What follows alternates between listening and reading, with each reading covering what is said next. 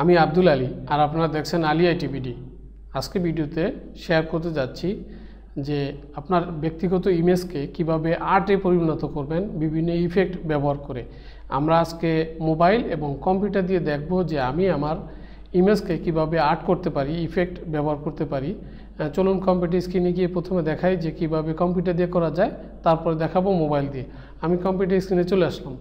Computer স্ক্রিনে আসার পরে আমি এখানে টাইপ করব photo lab, PHO photo lab.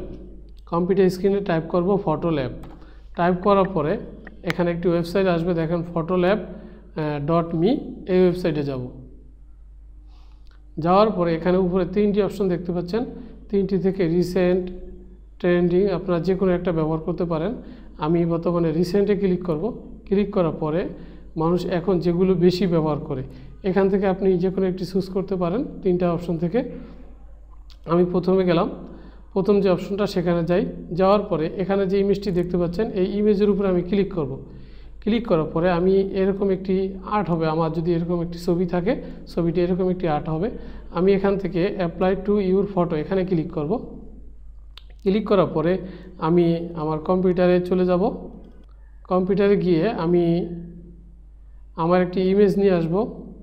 আমি এই ইমেজটার উপরে আর্ট করে দেখাবো। এখন আমি নিচে থেকে এখানে দেখতে পাচ্ছেন কন্টিনিউ, এখানে ক্লিক করব। কয়েক সেকেন্ড অপেক্ষা করতে হবে। দেখেন আমার এই ছবিটা আমি একটি আর্ট করেছি এবং যে ইফেক্টটা ব্যবহার করেছি অনেক সুন্দর একটি ইফেক্ট। এখন আমি এখান থেকে এই লিঙ্কটা কপি করতে পারি, আমার যে কোনো সোশ্যাল মিডিয়া শেয়ার করতে পারি। এবং প্রথমে দেখতে পাচ্ছেন যে ডাউনলোড, আমি ডাউনলোডে ক্লিক করলাম। ক্লিক করার পর আমি এটাকে যদি ওপেন করি তাহলে দেখেন অনেক সুন্দর একটি আর্ট হচ্ছে। আপনারা এখান থেকে আপনাদের ছবি আর্ট করতে পারবেন। এরপরে আমি যদি এই কাজটি মোবাইল দিয়ে করতে চাই, আমরা যেই ওয়েবসাইটে গিয়েছি সেই ওয়েবসাইটের নিচে লিঙ্কটা আছে মোবাইলের জন্য। আমি একটু ব্যাকে যাব। এই ওয়েবসাইটের নিচে চলে আসবেন। আসার পরে এখানে দেখতে পাচ্ছেন যে প্লে স্টোরে এখানে যে লিঙ্কটা দেওয়া আছে, যে নামটা দেওয়া আছে, এখান থেকে আমরা এটা কপি করব।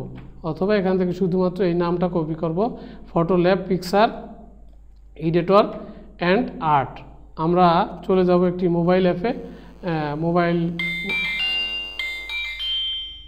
আমরা আমাদের মোবাইল ওপেন করেছি। ওপেন করার পরে এখানে টাইপ করব photo lab picture and editor art. আমরা এটা টাইপ করার পরে দেখতে পাচ্ছি যে অ্যাপটা চলে আসছে। এখন এখানে ওপেনে ক্লিক করলে এখানে অনেক স্টাইল দেখতে পাচ্ছেন। আপনি আপনার যে কোনো একটি ইফেক্ট বা স্টাইল আপনি ব্যবহার করতে পারেন। আমি এখান থেকে এটা চুজ করলাম। করার পরে আমার এখানে এই ইমেজটা আছে, এটা সিলেক্ট করে আমি এখান থেকে কন্টিনিউতে ক্লিক করব। নিচে